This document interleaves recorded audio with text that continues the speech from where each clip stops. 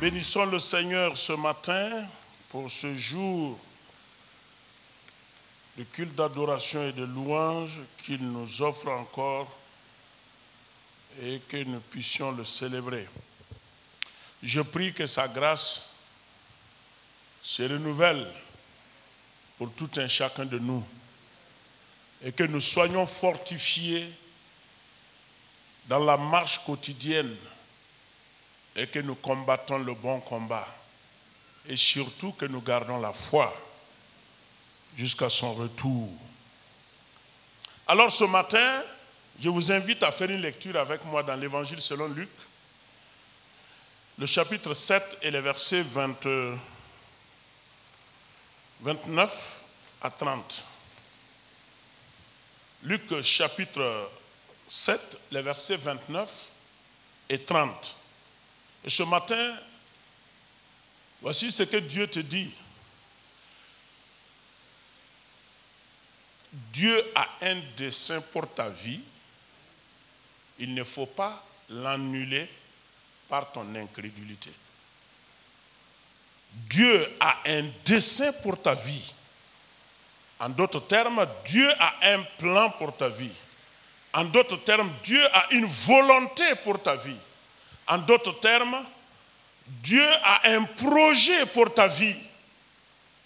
Il ne faut pas annuler le projet ou annuler le dessein de Dieu par ton incrédulité. Luc au chapitre 7, les versets 29 et 30. Il est dit là-bas que « Et tout le peuple qui l'a entendu, et même les publicains ont justifié Dieu en se faisant baptiser du baptême de Jean. » Verset 30. Mais les pharisiens et les docteurs de la loi, en ne se faisant pas baptiser par lui, ont rendu nul à leur égard le dessein de Dieu. Et tout le peuple, l'ayant entendu, même les publicains, ont justifié Dieu en se faisant baptiser par Jean-Baptiste. Mais les pharisiens et les docteurs de la loi, ne se faisant pas baptiser, ça traduit déjà leur incrédulité, qu'ils ont rendu vain, ils ont rendu nul le dessein de Dieu à leur égard. Vous savez, il y a bien des choses dans la vie humaine que l'homme peut se débattre. Il peut se débattre pour s'affirmer. Il peut se débattre pour se manifester. Pour manifester ses compétences et revendiquer même son rang. Selon lui, il devrait être à ce rang. C'est bien. La Bible déclare que Dieu a un projet, il a un plan, il a un dessein pour la vie de l'homme. De un, il a créé l'homme à son image. Il t'a créé à son image. Il t'a donné la vie.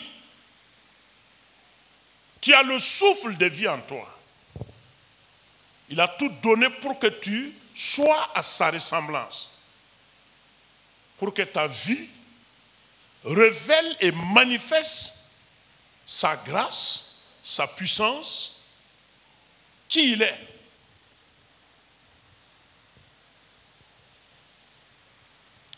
Mais le péché a plongé l'homme dans les ténèbres à tel point que l'homme est en train de tituber pour se chercher. Il est en train de tituber comme l'apôtre Paul l'a dit. Il est en train de chercher Dieu en titubant. Il est en train de chercher à s'affirmer en titubant. Mais Christ, étant la lumière qui éclaire tout homme, nous donne de savoir ce que Dieu veut pour nous.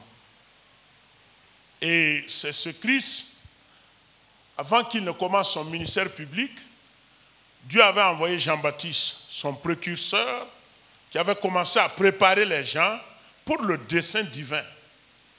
Il avait commencé à préparer les Israélites qui, bien avant, avaient entendu parler par Moïse, les prophètes. Mais Jean-Baptiste était le dernier dont son message était puissant. En fait, son message était un récapitulatif de tout ce que la loi et les prophètes ont dit. Et son message se résumait: repentez-vous, car le royaume des cieux est proche. Changez de mentalité. C'est ce que ça veut dire. Changer de manière de penser. Parce que le royaume de Dieu est proche. Et bientôt, celui qui m'a envoyé viendra. Il est au milieu de vous. Il va paraître. Mais qui sont ceux-là qui ont compris? La Bible nous dit que c'est, au verset 28 que nous avons lu, on nous a dit que c'est tout le peuple qui l'a entendu. Tout le peuple, ici confondu. Les docteurs ont entendu, les pharisiens, les sadducéens, les scribes, qui étaient les différents groupes religieux juifs, et même les publicains. Mais ce qui est étonnant ici, la Bible dit que même les publicains ont justifié Dieu. Même les publicains ont cru au message de Jean-Baptiste. Même les publicains ont accepté ce que Jean-Baptiste a dit. Et ils se sont conformés en allant se faire baptiser par Jean-Baptiste dans le Jourdain. Mais les pharisiens, qui étaient une autre partie du peuple aussi, les docteurs de la loi, ne se sont pas fait baptiser. Et ils ont rendu nul à leur égard le dessein de Dieu.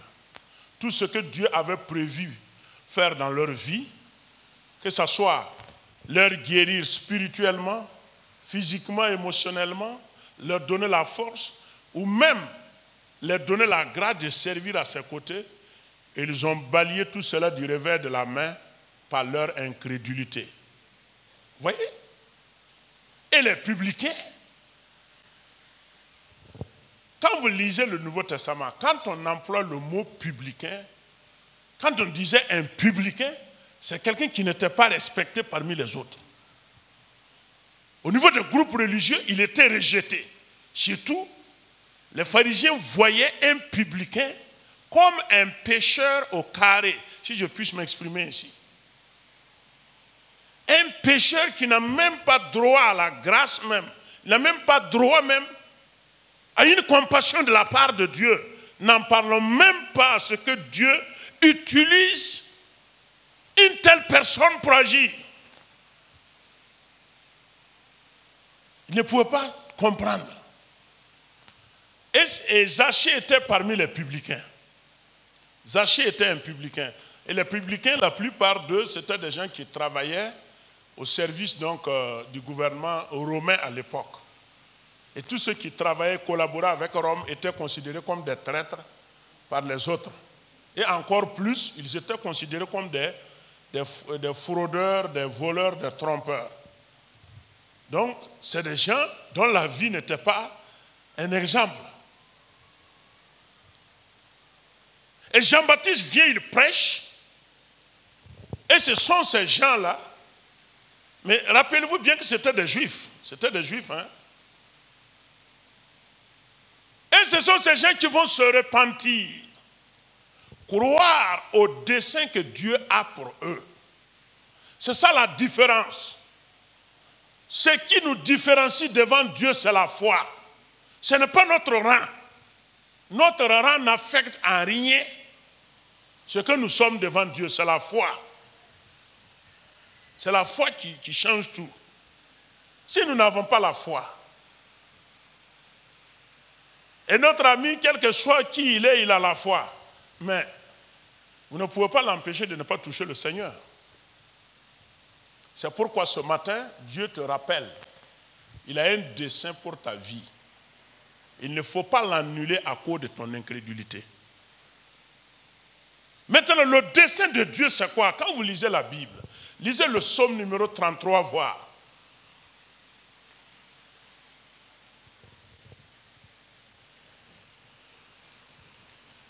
Le psaume numéro 33.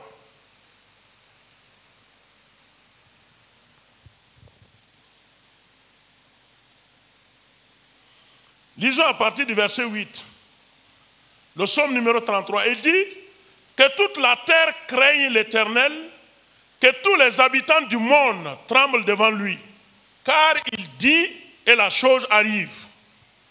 Il ordonne et elle existe. L'Éternel renverse les desseins des nations. Il anéantit les projets des peuples. Les desseins de l'Éternel subsistent à toujours et les projets de son cœur de génération en génération. Vous voyez? À partir du verset 8 jusqu'au verset 11, le psalmiste a averti le monde entier.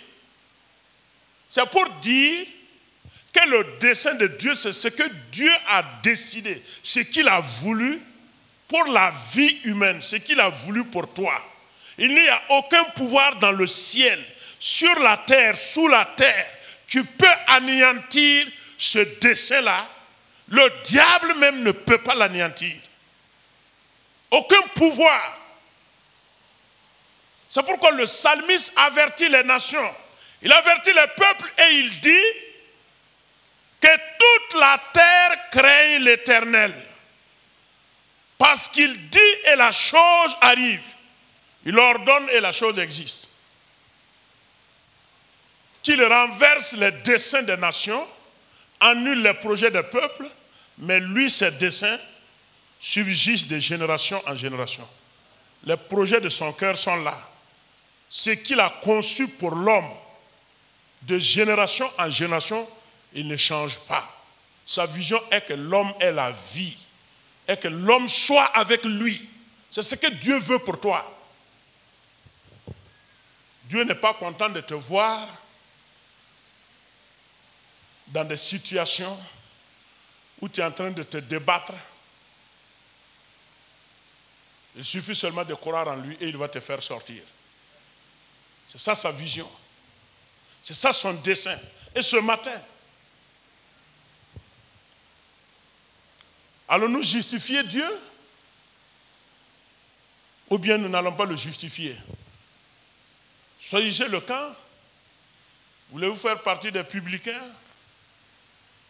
Ou bien voulez-vous faire partie des pharisiens et des docteurs de la loi? Choisis ton camp ce matin. Et par la foi, ce matin, Dieu agira dans ta vie. Par la foi. Ici, ce n'est pas Satan qui a empêché le plan de Dieu de s'accomplir. Les gens luttent souvent inutilement, que c'est le diable. C'est l'incrédulité. Généralement, c'est l'incrédulité. C'est tout. Quand vous lisez le Nouveau Testament, tous ceux qui ont répondu à l'appel de Dieu comme les publicains qui ont été changés de vie. Regardez par exemple, prenez l'exemple de Zachée dans Luc 19. Qui a dit à Zachée qu'il est pécheur? Est-ce que Jésus a prononcé ce mot-là contre Zachée? Hein? Je vous pose la question, est-ce que Jésus a prononcé ce mot-là? La Bible dit que c'est Zachée même qui s'est levé. Parce que il y a quelque chose qui a touché Zachée. Zachée a cru. Et vous ne pouvez pas croire sans que quelque chose ne se passe dans votre vie. Les gens écoutent la parole de Dieu. Ils disent que c'est bien. Mais au fond, ils ne croient pas. Il faut croire pour que cette parole puissante te transforme et apporte ce que Dieu a promis dans ta vie. C'est ça l'essentiel. Quand vous prenez par exemple les pharisiens et les docteurs de la loi, Normalement, on devrait dire qu'il ne devrait pas avoir de problème au sujet du dessein de Dieu. Il ne devrait pas avoir de problème, puisqu'ils lisent la loi, ils connaissent bien la loi. Mais pourquoi? Parce qu'il n'y avait pas la foi. On peut avoir une grosse Bible sans pour autant croire. Ce n'est pas le fait d'avoir une grosse Bible qui procure la foi. Non, non, non. On peut même avoir les meilleurs commentaires du monde, mais aïe, il n'y a pas la foi. La foi est la démonstration des choses qu'on ne voit pas. La foi est une démonstration des choses qu'on ne voit pas. On vit comme on les possède. Et ça se réalise. Et c'est ce que le Nouveau Testament demande d'ailleurs.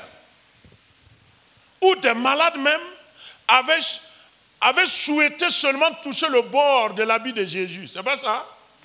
Ils avaient seulement souhaité toucher le bord de son habit. Pas qu'il les impose les mains.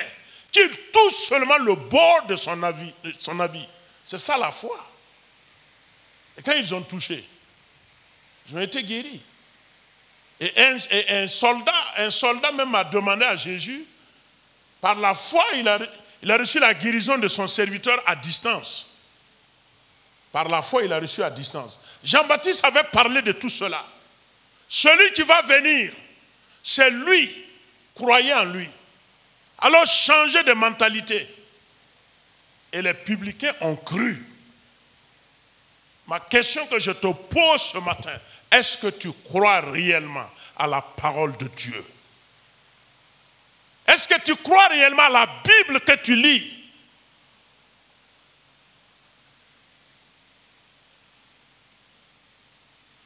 Ah oui, on peut être rempli de la connaissance de la Bible sans pour autant avoir la foi. Hein?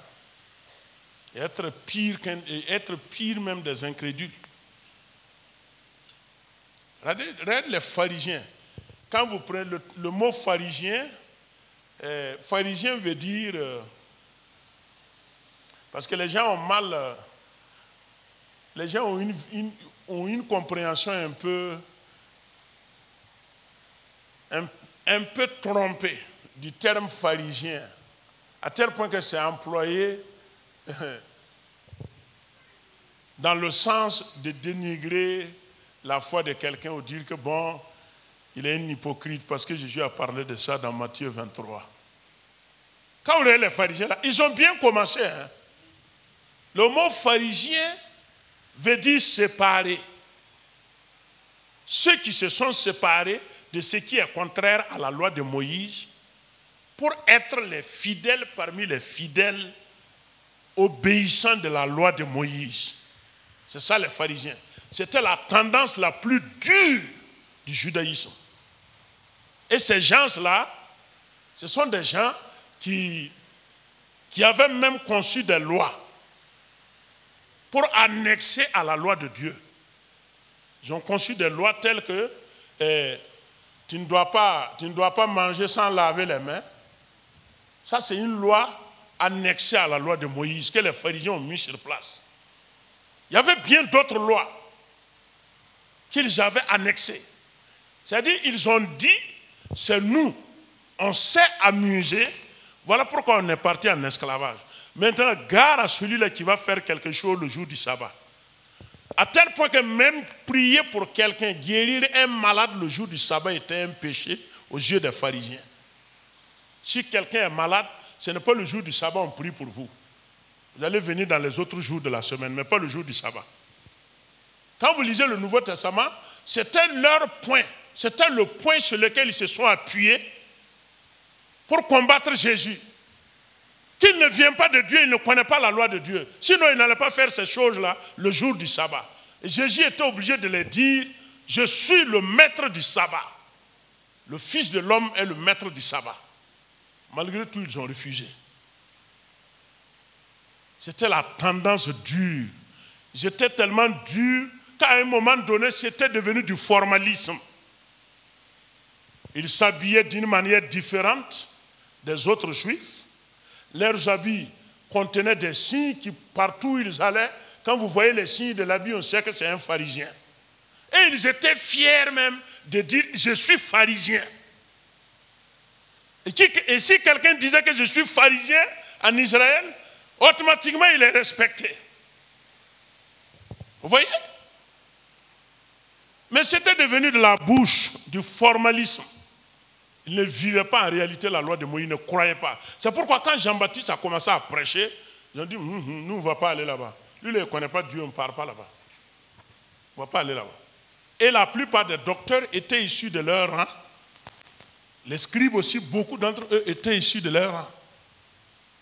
C'est pourquoi ils étaient tellement durs. Et Paul faisait partie de ce groupe. Il a vu comment Paul était. À un moment donné, il crie devant le tribun, il dit que je suis pharisien. C'est parce que je suis pharisien qu'on me persécute. Immédiatement, les pharisiens ont dit non, laissez l'homme, laissez l'homme. Peut-être un ange lui a parlé. Donc il faut le laisser en paix. Et lui-même, il proclamait, il dit que concernant la justice de la loi de Moïse, personne ne peut m'accuser, moi, Paul. Mais cette justice est pour moi un vêtement souillé. Je cherchais la justice qui vient de Dieu et qui s'obtient par la foi en Jésus-Christ. Vous voyez, quand vous refusez de croire, vous bloquez automatiquement Dieu d'agir dans votre vie. Il n'y a pas un autre point, il n'y a pas deux mots. Il faut croire ou ne pas croire. Et c'est une question de vie et de mort. Si vous croyez, vous allez vivre. Mais si vous ne croyez pas, qu'est-ce qui va arriver? Demandez au docteur, au médecin, voir. Quand quelqu'un vient pour être soigné, il dit que docteur et moi je regarde, mais pour moi là c'est fini. Hein. Quand lui-même il commence à dire ça, qu'est-ce que vous allez dire? Quand lui-même il commence à dire que pour moi là c'est fini, vous ne pouvez rien puisqu'il croit en ça. C'est de faire un effort pour enlever cette parole qui est contraire à la foi dans sa vie, avant de le soigner. Sinon, tous les soins que vous allez appliquer là, ça ne va rien donner parce que déjà il est déterminé. Et le docteur Paul Nyong'o Cho disait que lorsque vous êtes malade, vous refusez de croire pour la guérison. Quand on va prier pour vous, même si on dit que vous serez guéri, il y a un message que votre centre émetteur émet à tous les organes de votre corps pour dire cessez toute résistance et préparez-nous à descendre dans une tombe. Oui. Cessez toute résistance. Donc la foi est importante. Et c'est ça qui a mis à l'écart beaucoup de gens que nous, on aurait dû voir dans le Nouveau Testament agir avec force. Mais on ne les voit pas. Et ceux-là même qu'on n'attendait pas, c'est eux qui sont au devant de la scène. Tel que la femme qui avait la perte de sang. Tel que le centenier romain. Ce n'est même pas un juif. Le centenier romain dans Matthieu 8. La veuve de Sarepta. Et Jésus même a parlé de lui. Qu'il y avait beaucoup de veuves en Israël, cependant Élie n'a jamais été envoyé vers l'une d'elles, mais vers celle de Sarepta, en territoire étranger. Je ne sais pas pourquoi les chrétiens, je sais pas, c'est parce que nous avons tellement duré à l'église qu'on s'est habitué à Dieu et qu'on n'arrive plus à le croire. Je ne sais pas. On s'est habitué à Dieu, on n'arrive plus à le croire. Et quelqu'un qui vient, qui demande de prier pour lui, un non-chrétien, il croit, vous priez pour lui, il est guéri. Oui. L'incrédulité n'annule pas le dessein de Dieu pour ta vie par ton incrédulité. Il faut chasser l'incrédulité. Il faut croire et tu verras Dieu agir dans ta vie. Amen. On va se tenir debout et nous allons prier. Le dessein de Dieu s'accomplira certainement dans ta vie. Il faut mettre le diable de côté. Lui n'est plus dedans. Lui, il a été vaincu. Il ne peut plus rien. C'est toi maintenant et Dieu. Crois seulement. Crois. Même si tu ne te sens pas. Même si ça a trop duré, on a trop prié pour toi. Souvent aussi, à d'autres, leur guérison est progressive. Dieu est en train de les guérir de manière progressive en enracinant la foi dans leur vie pour les amener à rester fermes. D'autres aussi, leur guérison est instantanée. Oh oui. D'autres n'apprennent pas facilement. Il faut que Dieu chemine petit à petit avec eux pour qu'ils puissent apprendre et connaître et savoir que Dieu n'est pas contre eux. Même le pécheur, je vous dis, même si quelqu'un vit dans le péché et a des problèmes, si tu crois aujourd'hui, il peut te changer, puisqu'il ne t'a pas créé pour que tu sois un esclave du péché. Il va te changer, si tu crois. Il te change, il te transforme et te donne de l'espérance. C'est ce qu'il a dit à Israël. Je connais le projet que j'ai pour toi. C'est pour te donner de l'espérance et non du malheur. C'est de l'espérance. Et Dieu n'a jamais quelque chose de malheur pour toi. Il ne va jamais le faire. Prions ensemble et tu vas prier pour toi et demande au Seigneur d'agir dans ta vie. Alléluia. Alléluia. Encore, notre Dieu et notre Père, nous sommes là parce que tu es là. Tu m'invites à croire en toi. Oui, pour l'accomplissement de ton dessein dans ma vie. C'est pourquoi nous venons devant toi à ce moment. Moi, je veux que tu me fortifies. Je veux que tu fortifies mes frères. Je veux que tu aides mes frères. Par la foi, nous triomphons. Par la foi, nous recevons la paix de Dieu. Oui, par la foi, nous recevons la puissance. Oui, du Saint-Esprit. Par la foi, nous sommes restaurés. Par la foi, nous sommes délivrés. Et je prie ce matin que tu suscites cette foi en moi, cette foi dans la vie de mes frères. Oui, je crois à cela. Au nom de Jésus-Christ. Amen. Amen. Notre Dieu et notre Père, ton peuple est debout devant toi. Oui, quand Jean-Baptiste prêchait, les gens ont cru. Et tous ceux qui ont cru, tu as révélé ta puissance dans leur vie. Beaucoup ont été guéris de leur maladie. Beaucoup ont été libérés de toute possession. Beaucoup ont donné leur vie à toi. Et tu les as rendus capables de servir à tes côtés. Ce matin, tu dis que tu as un dessein pour nous. Pour notre vie. Ta volonté est de te voir agir en nous. Pour faire de nous ce que tu veux, ce que tu attends. Et de rendre nous capables de servir à tes côtés.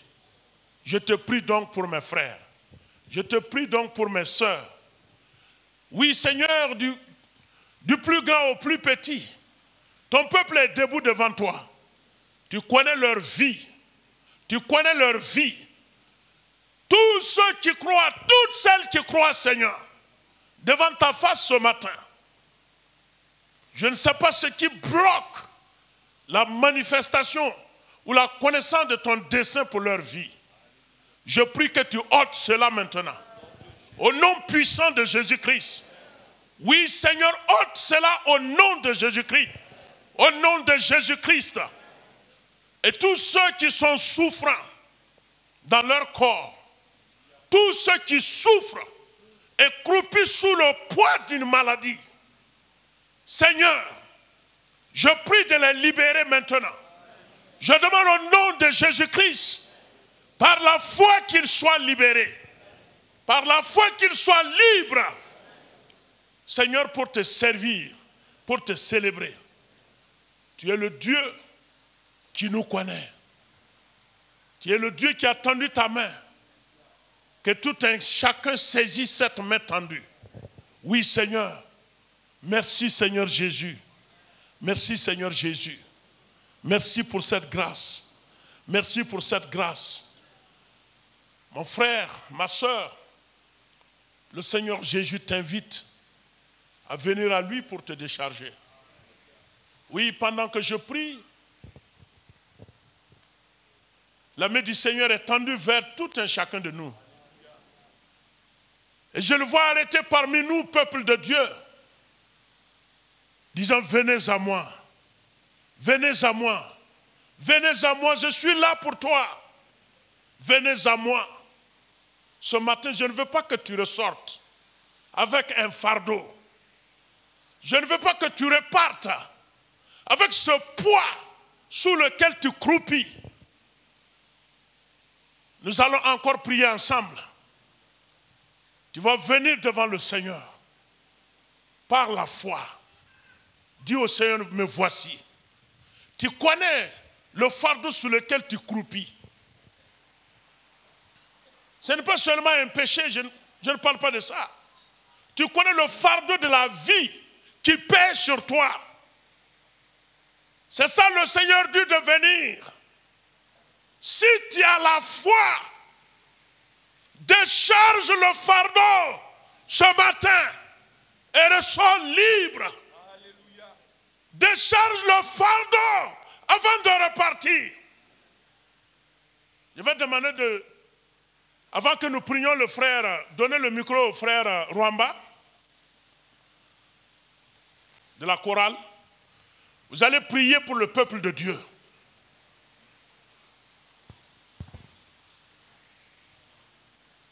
Le Seigneur est là, sa main est toujours tendue. Il dit, viens, viens avec tes fardeaux. Viens. Il est venu pour toi. Il est venu pour toi. Ne te cache pas derrière les autres.